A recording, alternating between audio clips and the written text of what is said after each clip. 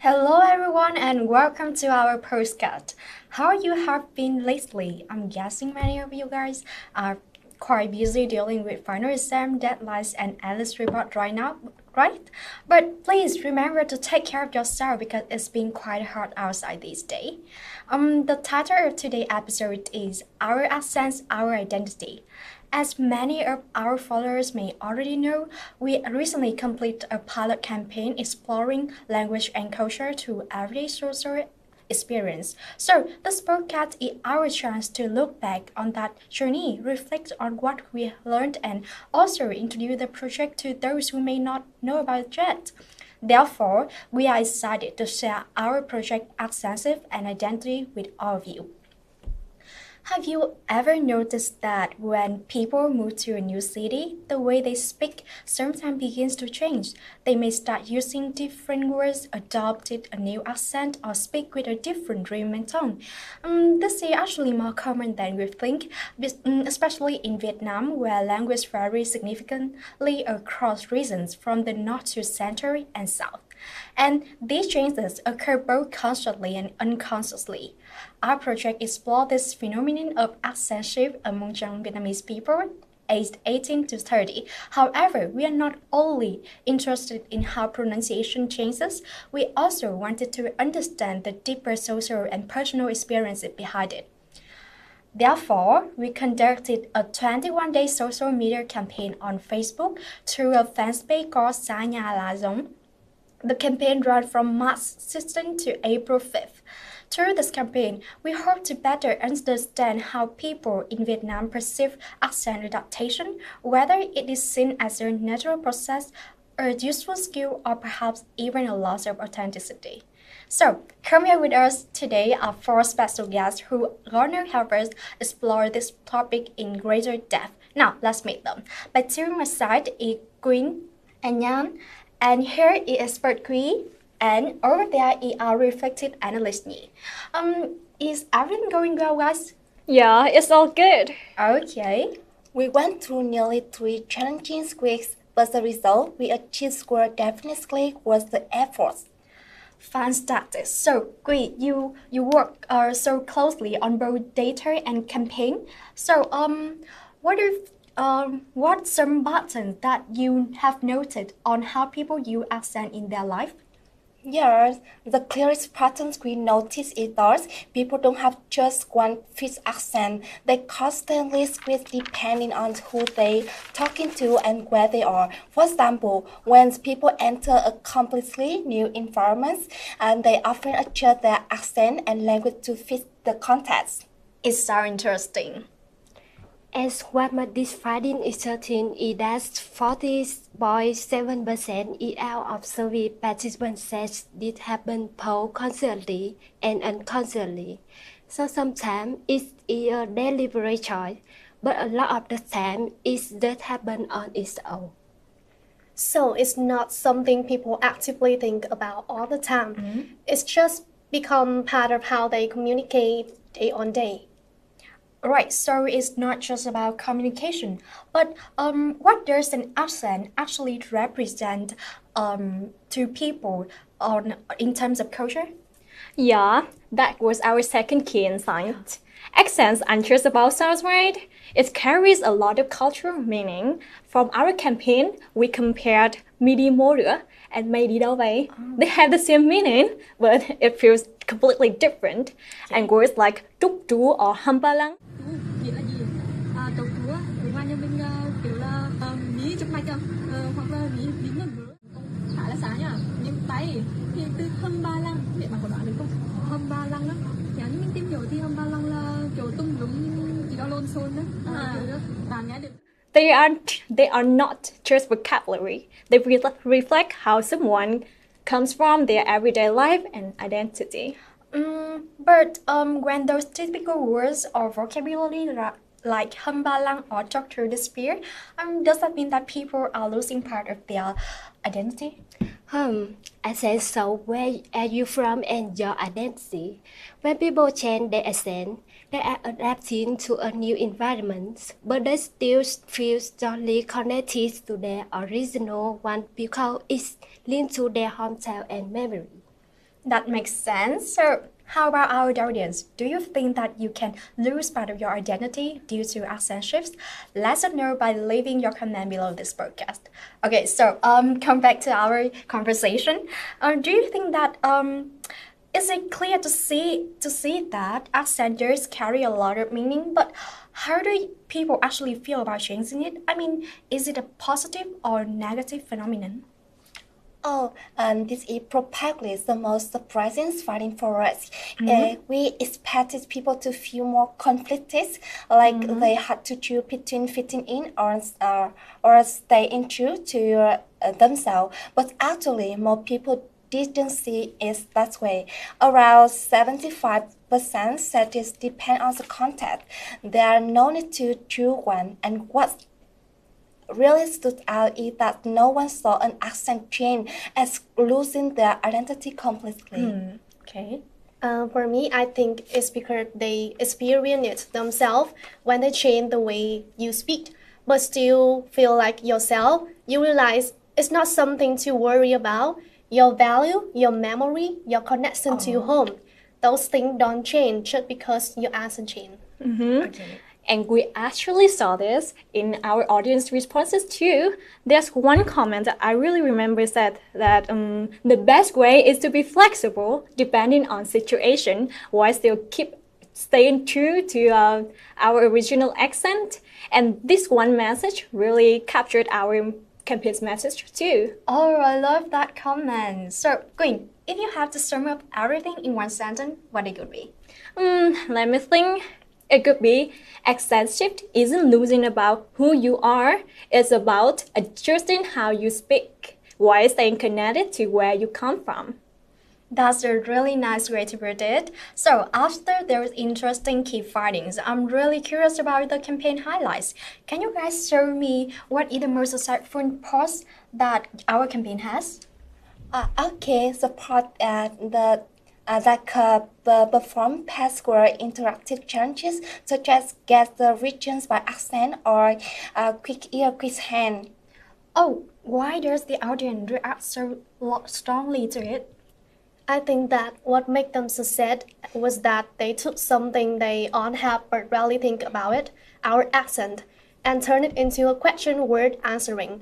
That curiosity pushed people to engage, and it get the audience something to do, something to prove, and that shift from passive watching to active participation was really what made the differences. So yeah, what do you think about the result? Do the numbers reflect the same pattern as you just mentioned? Definitely. Users reason by accent recorded 57 interactions from 100 to 7 unique viewers, the highest of the world campaigns. Meanwhile, our interview and role-play videos had much higher reach but far fewer interactions. A post can reach many people, but that doesn't mean that they will engage with it. Interactive content worked because it didn't just share the information, but it encouraged people to engage, to take part in them. They serve different purposes, right? But both were necessary for our campaign to run as a whole, right? Yeah, I see. So, but is there anything that out of your expectation, like outcome maybe? Even though the quiz performed well, we still didn't collect enough information for our main question, and the reason was simple. Commenting on posts and filling out in the Google form are two completely different levels of commitment. A comment takes 5 seconds and a form requires people to stop and think deliberately. So people choose to do the initial part but not the following ones. That's a really important point. So, Nhan, after everything, what was the biggest challenge that our campaign faced? Yes, one limitation of our campaigns was collecting diverse data assessments. Since our topics focused on people moving across different regions in Vietnam, we expected to get perspectives from many directions, like from the north to the central southern region. But in reality, it was quite difficult to reach those participants. More of our data came from people moving between the central and southern region. So, do you think these limitations affects how we understand accent shifts? I think it's just to some extent because its our data is more diverse enough and it might not fully represents our experiences across Vietnam. But at the same time, I think our findings are still meaningful, especially in showing how accent shifts happen in real life situations. That's a good point. So, besides the limitation on data resources, was there any work that the campaign could not do well? Yes, another issue is our survey design. You know what? Some questions were still quite general, We didn't include that one important questions about how an accent shift lasts. Because of that, we couldn't identify whether accent shift is temporary or long term. Looking back, I think we could have designed better questions like more specific questions to gain deeper insights. I agree with that. And actually, that also show how important research design is, right? Like a small change, like the question can really affect the quality of data. Yeah, I see that problem. Even though through the campaign results, I suppose that we have some work done well, right? I think what worked well was that our content was based on real experience. So if feeling different because of your accent or changing the way you speak in a new environment, which makes our posts more reliable. We also use simple everyday language instead of academic terms, so people feel more comfortable engaging and sharing their own story. That makes sense. So, did this project change the way you think about language? Oh, yes, definitely. I thought accent was just about pronunciations, but now I realize that an accent is closely connected to identity, emotion, and sense of belonging. This project also suggests the action shift is not about losing identity, but more about adapting to different situations. It's taught to become more aware listener instead of treating unfamiliar accent as wrong or strange. We should see the evidence of diversity, mobility, and human experience. So overall, this project helped us understand that accent shift is a balance between adaptation and identity preservation, not a loss of who we are. Okay, thank you. So, if you had a chance to run this campaign again, what would you guys improve? Good question, Thương. Let me think. If I had a chance to run the campaign again, I think I would focus more on creating more creative and engaging content to attract the audience attention. So, why is that important? From our experience, content play a key role in attracting the viewers. So at the same time, audience tend to avoid long texts. So we would focus on making our message more concise and coherent. Okay. Yes, I think people usually scroll past if the content is too long or not visually appealing. That's why much keen content short but impactful is really important. Besides, some of our previous videos were too long, so we would variety shorter, clearer video instead of long one in order to maintain audience engagement. Oh, we would also improve the layout and structure of our videos to make sure audiences focus on the main idea. We need to highlight it more clearly. Can you give me some examples? I want to know more how you can improve it. Of course, in post 7, the question was played at the end, so many people might not notice it. If we put it at the beginning, it could be immediately grab attention. Yeah, I think the first few second moment are the most important in video, and short content definitely suitable for social media. And how would you guys handle an expected situation? I think we would prepare a backup plan to make sure that our campaign stays on track, even if something unexpected happens. Great. Yeah. Yeah, so how about real world application? Do you think that this project could be launched on a large scale in the future? Oh, I think the more immediate step is collaboration, university and student organization to expand this campaign. We could turn the project into interactive workshop or campus discussion session where students openly share their experience with accent shift. That's a practical agree. What about researching a wider audience outside the academic space? Our social media groups play a key role here.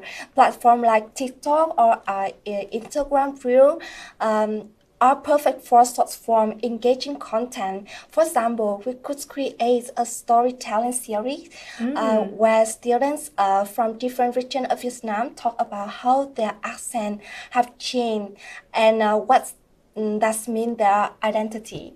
That's great. Yeah, thank you very much for your sharing. And with that, we come to the end of today's podcast.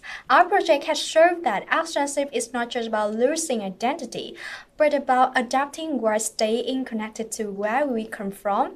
Language may change across places and experience, but the story behind our accent remains. Thank you for listening, and we hope this conversation have given you a new perspective on the link between language, culture, accent, and identity.